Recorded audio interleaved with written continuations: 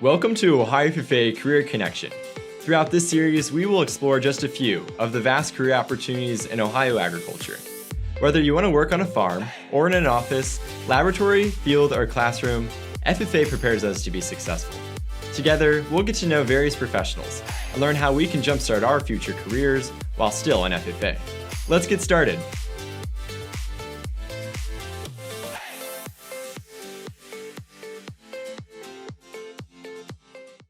I'm excited to be visiting with John Davis, a farmer in Delaware County and board member of Ohio Corn and Wheat. Thanks for joining me, John. Oh, no problem. Appreciate the opportunity. Let's start by talking a little bit about your background. How did you come to work into agriculture? Well, I started out in high school and obviously was a participant in FFA. And, I grew up on a farm. Both of my parents farmed, their grandparents farmed. And I think that was kind of the norm, more so back then than it is today. And after I graduated from high school, went to Ohio State, and I majored in animal science at Ohio State with the possibility or the opportunity of maybe going to veterinary school. Kind of decided I wasn't going to go for 4 more years of school, but an opportunity did present itself to expand our farming operation.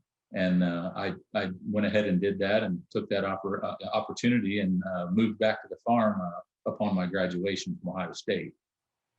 Very cool. Now, I know growing up, you were an animal science major. Did you always have in the back of the mind that starting a farming operation and taking one over was a possibility? I wasn't sure. It takes a certain amount of acreage to provide an income for a multi-generational or multi-family farm. I'm not sure had that opportunity to rent that extra ground come along. Possibly would have gone and worked, in the workforce in some other capacity, most likely in agriculture somewhere. But since I did have that opportunity to come back, I kind of always wanted to. It's what I really wanted to do. And I think, I would encourage anyone that really has that desire to not give up on it, even if they didn't grow up on a farm. There are opportunities. I know of examples of farmers right now that don't have any children that are interested, that are working with other students to try and get them involved. So those opportunities are there. Let's talk about your time in the FFA. What was your hometown, home chapter, and what did you gain out of the organization? Well, at the time I went to Buckeye Valley High School in Delaware County, and we had a pretty good FFA chapter at that time. A lot of involvement, a lot of participation. Our chapter did have a school farm laboratory for those students that didn't have an opportunity to have land at home that they could learn how to grow some crops and corn and some soybeans. I participated in, basically lots of almost anything you can participate in. I served as officers. I was president. It was a great opportunity to work and to network with a lot of other students with a lot of the same interests. And a lot of students that didn't have the same interest that kind of broadened some things that I wouldn't have thought about. So it's a great program. I did earn my state degree and my American FFA degree. I think one area that I would really encourage all students to participate in is the SAE, or the Proficiency Award Program. I did win 2 national proficiency awards, one in oil crop soybean production, and I won diversified crop production as well. Oh, wow. That's quite an impressive record for Ohio FFA. But speaking about our organization, how have you seen our organization change over the years? Because you had the opportunity to be a member, to be a state officer and see it from the leadership side, and then work in the industry as a farmer and engaging with FFA members during your time with Ohio Corn and Wheat. So how have you seen our organization change throughout the years? I would say probably 2 of the biggest things, and maybe 3. Number 1, the name changed to the FFA. Number 2, the number of young ladies that are participating in FFA now is very encouraging. They have seen the types of opportunities and the type of careers that are available to them, that many of them are extremely proficient in. I've noticed of late agronomy, there's a lot of young women in agronomy that have done some really good things. I think one other thing that I saw, or I've seen as a change is shortly after I was done, I believe, is when they started bringing in the ag science program. and they started combining that more for even for science credit. And I think that was critical. I would encourage them in a move to try and include the technology side even more than what they're trying to do now on the precision ag side. I know some chapters are doing a little bit more with that and trying to encourage that more. But with the direction that the technology moves and how quick it moves, there is never going to be a shortage of opportunities or jobs to work in that sector.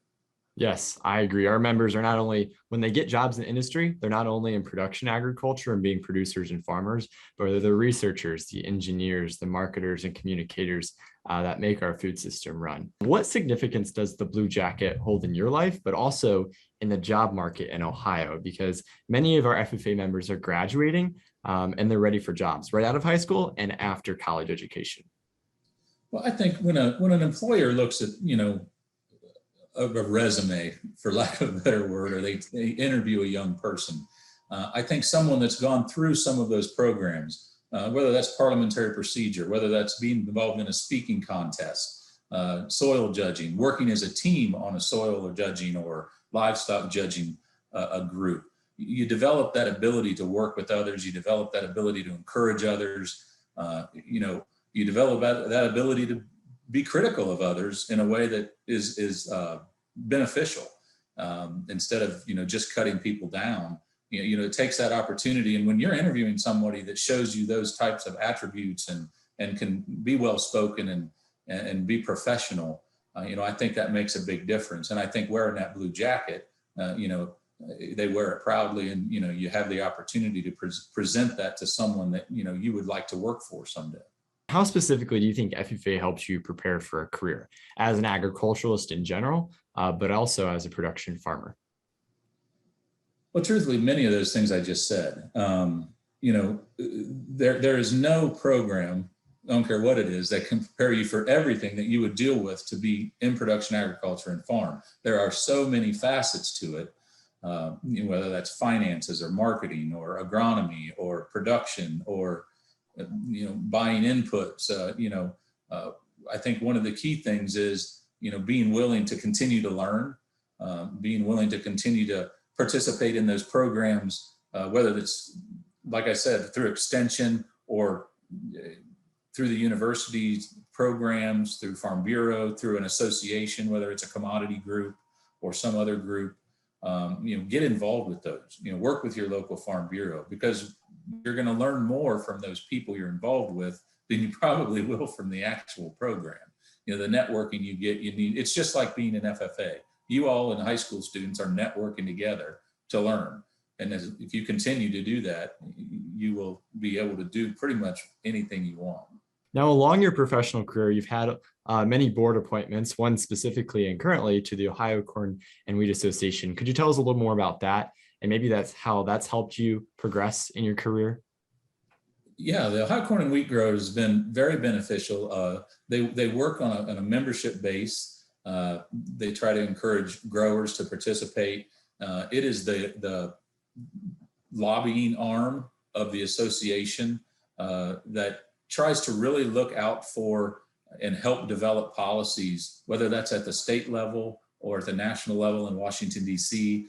It's working with Ohio Department of Agriculture and USDA and all other commodity groups, to try to benefit the producer. And that way the producer has a voice when there are issues that come up, politically, whether it's locally or at the national level. John, could you tell us a little bit about your current responsibilities as a farmer, or what a growing season looks like? Current responsibilities are, it's kind of just like any other business. You think you get a handle on it, and oh, got something else came up. I basically, on our operation, we all kind of have what are, we are a partnership with my mother and father and my wife.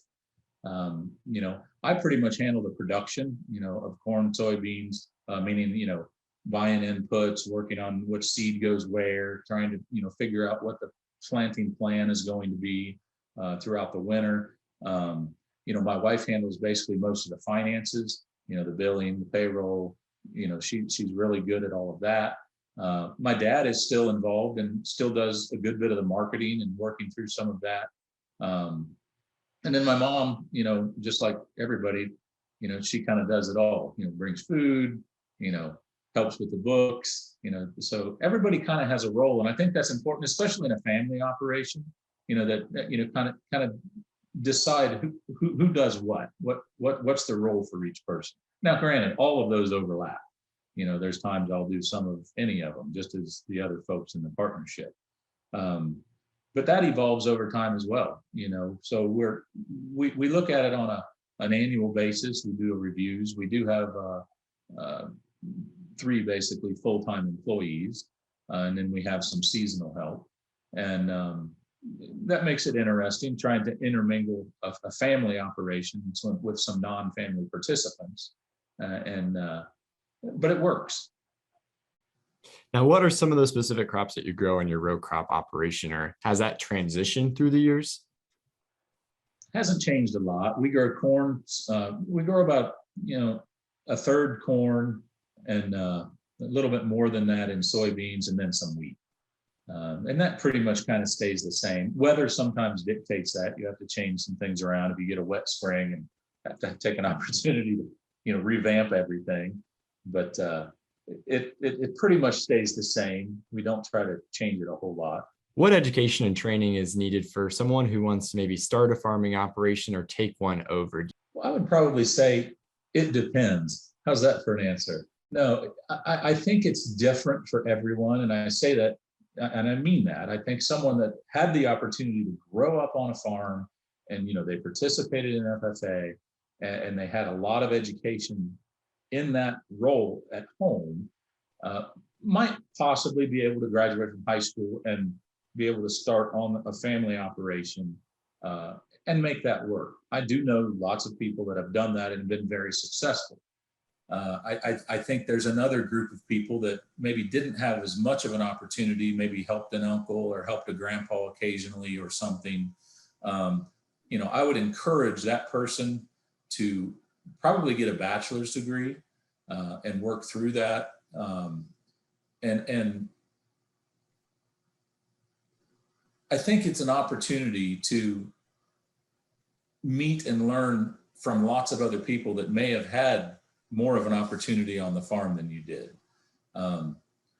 And, like I said, I don't think you can put that in one pool of people that it's going to, if you don't get a bachelor's degree, you're going to fail, because I don't think that's right. I don't think that's fair.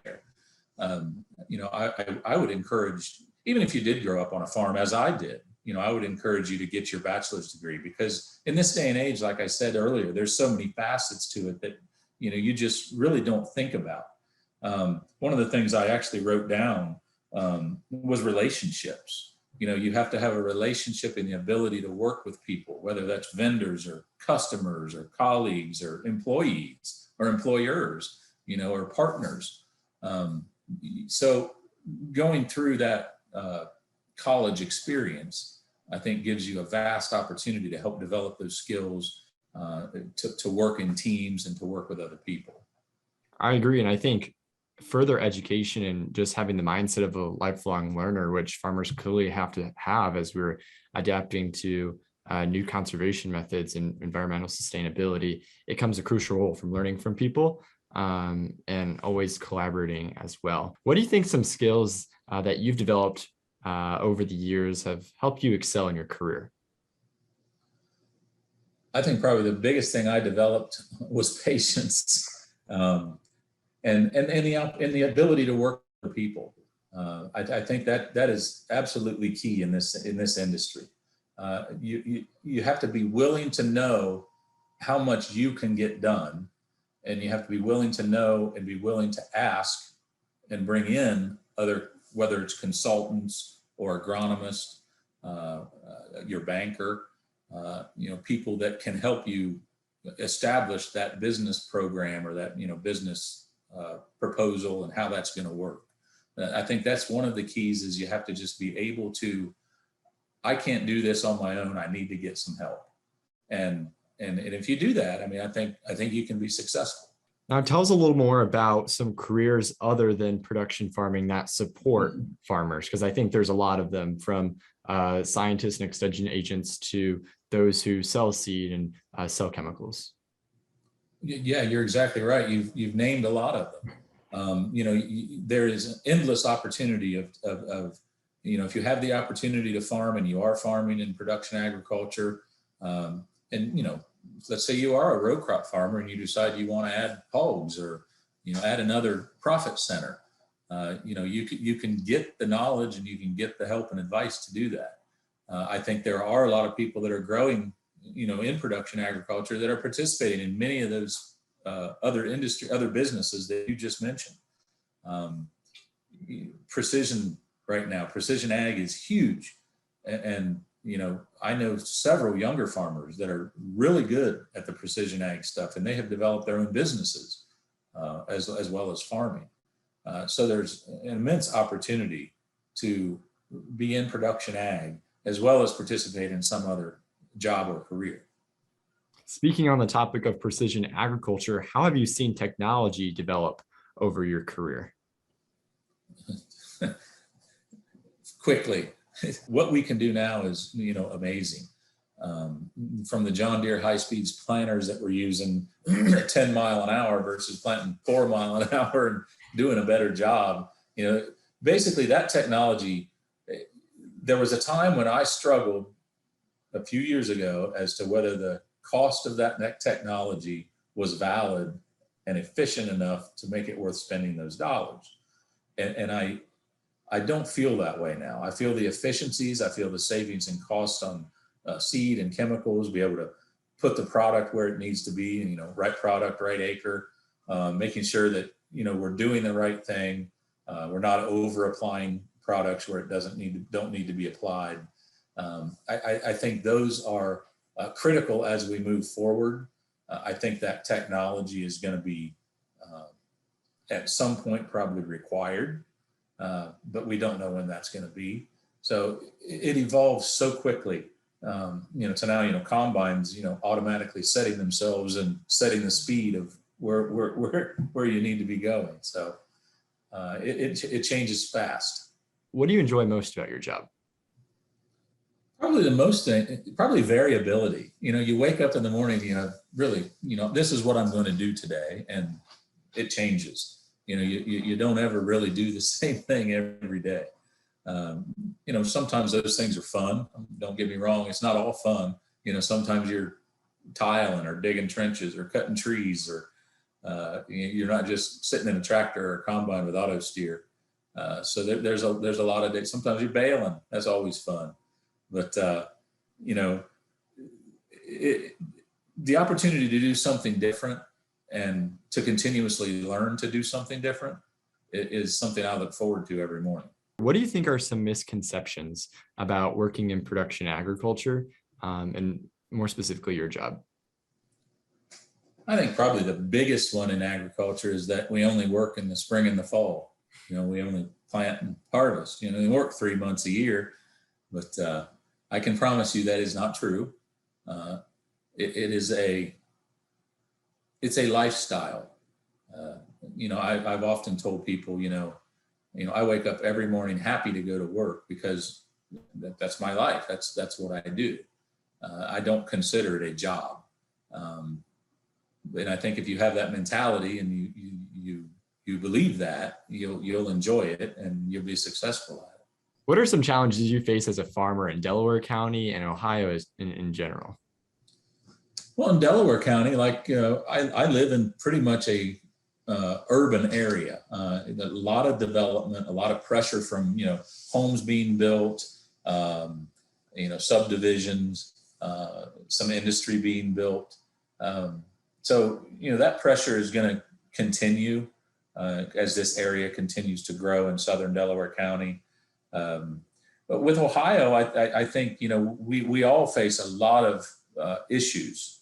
One that many people know of late was we're dealing with some water quality issues up at Lake Erie. So in the northwestern part of Ohio, they're really dealing with some new rules and regulations and programs, and organizations like Ohio Corn and Wheat have been instrumental in working through those and trying to help make sure that the farmer has a voice at the table when those decisions are being made.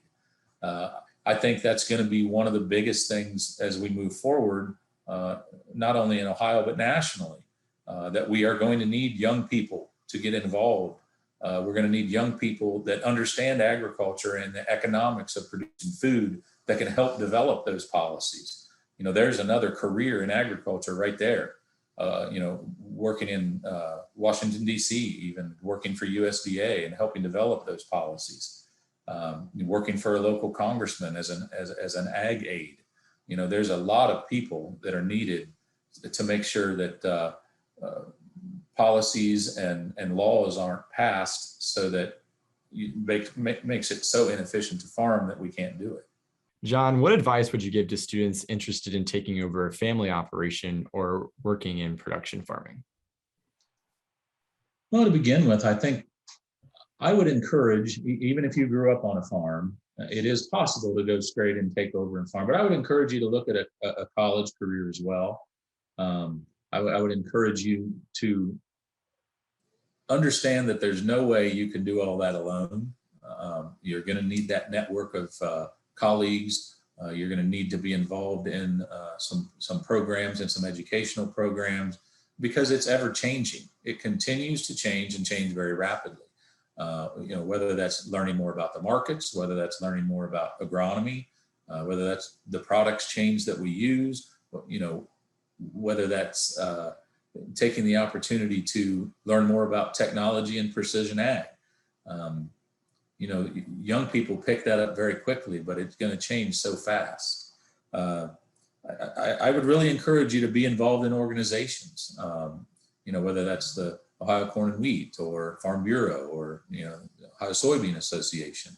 Get involved, whether it's a livestock association. That network of colleagues and friends that you'll learn as much from them as you will anywhere. And many of those organizations have, for young people in college, they have collegiate programs where you can get involved with those organizations to start on a path with some of the, and continuing those leadership skills that you've learned in FFA. Really would encourage you to do that. That is extremely beneficial. As an employer in your operation, what skills do you see that make a great employee that our students should start cultivating in their early career? Probably one of the most important things is just honesty, integrity, working hard. One thing I've always told every person I've hired, people make mistakes. If you make a mistake, the quicker you come to me, come to us, say, hey, I think I did this wrong, the quicker and easier it is to fix. Example, let's say you were out and I was having someone apply nitrogen to a field and he ran 10 passes and forgot to turn something on. Okay. Some people might not say, oh, I did this. And then 2 months later, we realize there's no nitrogen, or you immediately say that, we get you some help. We figure out where that was or where it happened, and we go ahead and get it applied correctly. So you have to fix some of those things as it happens. Just a willingness to understand that no one's perfect, and a young person starting out trying to do some of these things is going to make mistakes. And as an employer, I know that. So I'm hoping for someone that can be willing to tell me.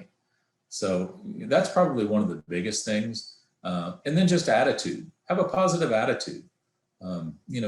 Show up for work, happy to be there. What is something you wish you knew when you started farming that you'd like our students to learn? Probably one of the biggest things that I wish I knew would be, and I may have already said it, I think when I first started, I tried to do too much on my own. This is not an industry where you can do it by yourself. And I hate to harp on that, but it's critical. I think you need to continue that education. You need to continue. It took me some time to realize, I need to get involved and do some of these things. And moving forward, I've stayed involved, and I think that's been very, very beneficial. For someone that didn't have the opportunity to grow up on a farm, I would encourage them to seek out some people throughout, talk to some folks in Farm Bureau or talk to some of these organizations. They may know someone that is looking for someone to help participate and help them get involved. we as an industry and those of us in production agriculture and the organizations, all of them, need to be really understanding that our production workforce is dwindling. And we need to encourage those students that didn't have an opportunity to participate in it. It's a great career and a great way to raise a family, and I would really encourage you to do that. What's one thing that you would like to leave members with watching right now, whether about your career, your education, or the industry in general? I would say in FFA, and with all of the opportunities that are being presented to you right now in high school, you may be sitting in that classroom saying, I want to be a veterinarian. I want to be in ag sales. I want to be a farmer. I think you have the opportunity right now to look at many of those different careers. Don't set your sights on something too early. Try many different things. Those opportunities are there for you, and I would encourage you to seek them out. And don't be afraid to ask your advisor or one of the officers. Say, what do you think about me trying this? They're going to encourage you to do it, I promise you. John, it was a pleasure meeting you today. Thank you for taking the time to share your experiences with Ohio FFA members. FFA develops our potential and helps us discover our talent through hands-on experiences, which gives us tools to achieve real-world success. If you're interested in pursuing a similar career path to the one highlighted in this video, there's a couple ways in which you can get started. One option to dive in and learn more is through a supervised agricultural experience. While completing an SAE, you will cultivate valuable employability skills while gaining work experience as a volunteer, paid employee, or maybe even as your own boss. To learn more, talk to your ag teacher or visit saeforall.org. In addition, through career development events, you can put your knowledge to the test. Ohio FFA offers more than 40 CDEs. Here are a few CDEs that can help you further explore this career path. Ask your FFA advisor for more information about how to get involved. As FFA members, it's important for us to start making these connections and finding future possibilities that align with our interests. I hope that you enjoyed this episode of Ohio FFA Career Connection, which is made possible by Ohio Corn and Wheat. Thanks for tuning in.